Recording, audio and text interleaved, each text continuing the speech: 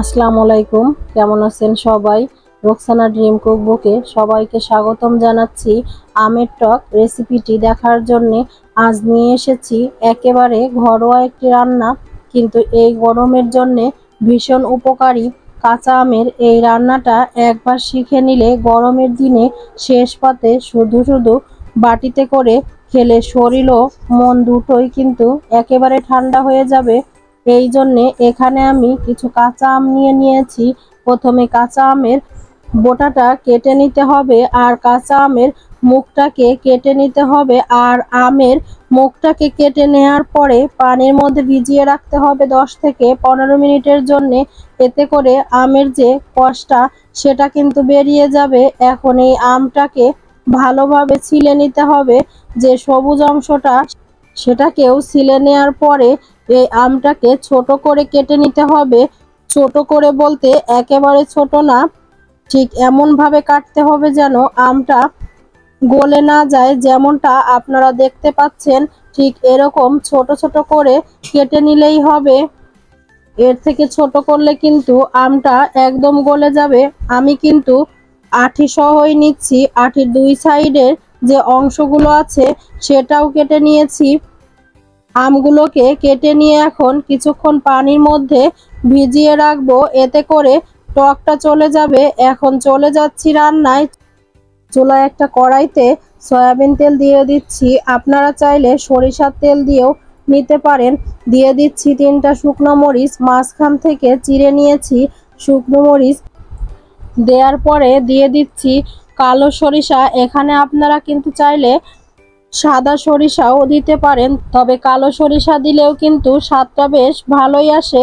সরিষা আর শুকনো মরিচটাকে কিছুক্ষণের জন্য একটু ফোড়ন তুলে নিয়ে এখানে আমি কেটে রাখা আমগুলো দিয়ে দিচ্ছি। আর কাঁচা আম দিয়ে দেওয়ার পরে এটাকে কিছুক্ষণের জন্য একটু ভেজে নিতে হবে।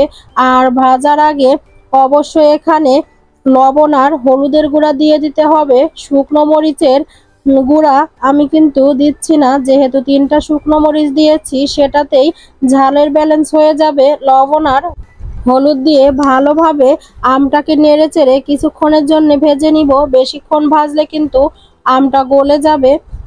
যখনই খুব সুন্দর একটা স্মেল আসবে এবং হালকা একটু রং চলে আসবে, তখনই বুঝতে পারবেন যে আমটা ভাজা হয়ে গিয়েছে। আর ভাজা হয়ে গেলে কিন্তু নিচে থেকে লেগে লেগে আসবে, আর সেই পর্যায়ে দিয়ে দিতে হবে বেশ খানিকটা পানি। দেখতেই পাচ্ছেন আমি কতটা পানি দিয়েছি, ঠিক এমনটাই পানি দিতে হবে। যেহেতু এটা হবে আমের টক, তাই আমের টকের মধ্যে কিন্তু একটু পানির পরিমাণটা বেশি দিতে হবে। এখন সবকিছুকে একত্রে একটু নেড়ে চেড়ে বলক আসা পর্যন্ত অপেক্ষা করতে হবে, মানে ফুটে আসা পর্যন্ত অপেক্ষা করতে হবে। যখনই দেখবেন যে এরকম ফুটে আসছে, তখন এখানে দিয়ে দিব চিনি। এখানে আমি প্রায় 100 গ্রামের মতো চিনি দিচ্ছি।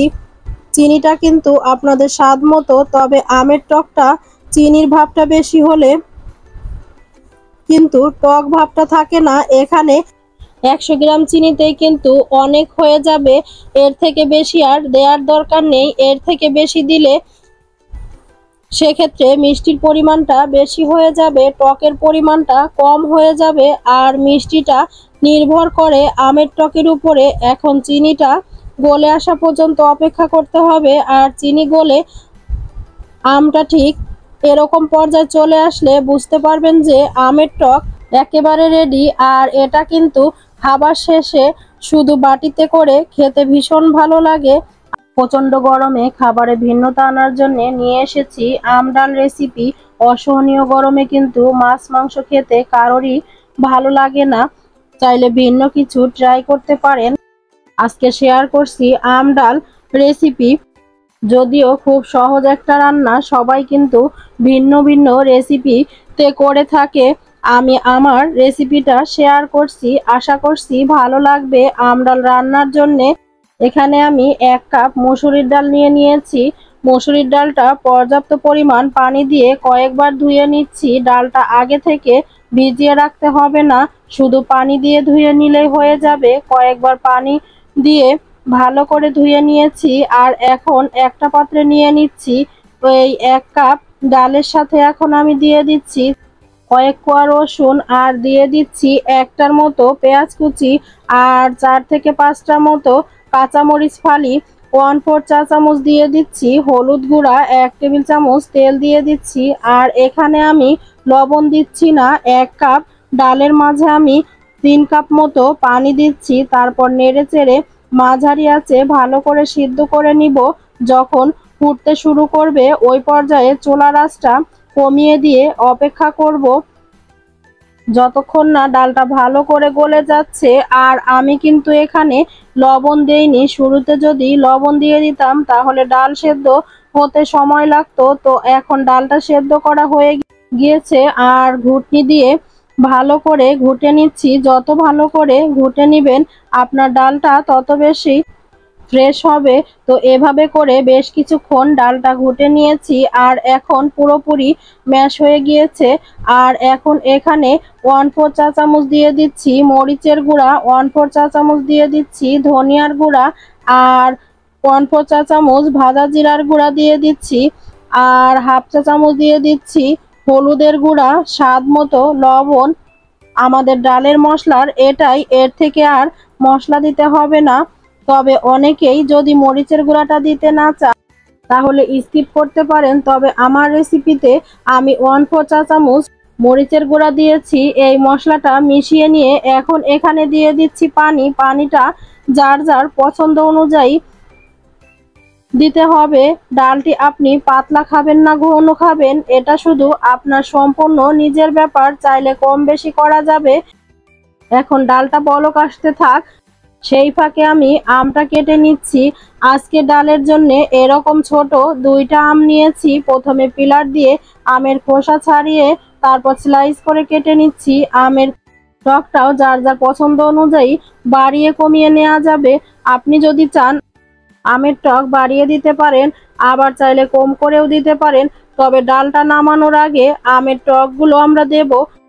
ডালটা সুন্দর মতো ফুটে উঠেছে। এখন কেটে রাখা আমগুলো ডালের মধ্যে দিয়ে দিচ্ছি। আমগুলো দিয়ে ডালটা 2-3 মিনিটের মতো রান্না করে নিয়ে এবারে বাগার দিয়ে নিব।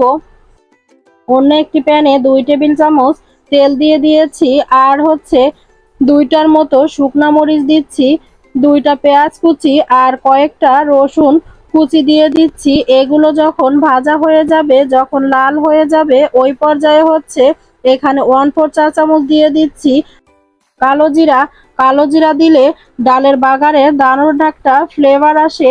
এই সবকিছু যখন একসাথে মিশিয়ে নিয়েছি আর গরম ডালের উপরে ঢেলে দিচ্ছি, আমাদের ডাল বাগার দেওয়া শেষ। বাগারটা দেয়া হয়ে গেলে যখন একবার ফুটতে শুরু করবে ওই পর্যায়ে নামিয়ে নিব, কারণ এই আমগুলো সেদ্ধ হতে বেশি সময় লাগবে না। এখন চুলা থেকে নামিয়ে রেখে দিচ্ছি। আমটাও সেদ্ধ হয়ে গিয়েছে, আর ডালও অনেক বেশি টক হয়নি। আপনারা চাইলে এভাবে করে আম ডাল রান্না করতে পারেন। গরমে এরকম ডাল দিয়ে ভাত খেতে ভালোই লাগে। আমি আমার রেসিপিটা শেয়ার করছি, আশা করি রেসিপিটি আপনাদের কাছে ভালো লাগবে আর আপনাদের কাজেও আসবে। আমার ভিডিওর কোথাও কোনো অংশ যদি আপনাদের কাছে ভালো লেগে থাকে তাহলে প্লিজ ভিডিওটিতে একটি লাইক দিতে ভুলবেন না। আর সেই সাথে ভিডিওটিতে নতুন হয়ে থাকলে প্লিজ চ্যানেলটিকে সাবস্ক্রাইব করবেন। আর ফেসবুক পেজ থেকে দেখে থাকলে পেজটি ফলো করে পাশেই থাকবেন। সবাই অনেক বেশি ভালো থাকবেন। আল্লাহ হাফেজ।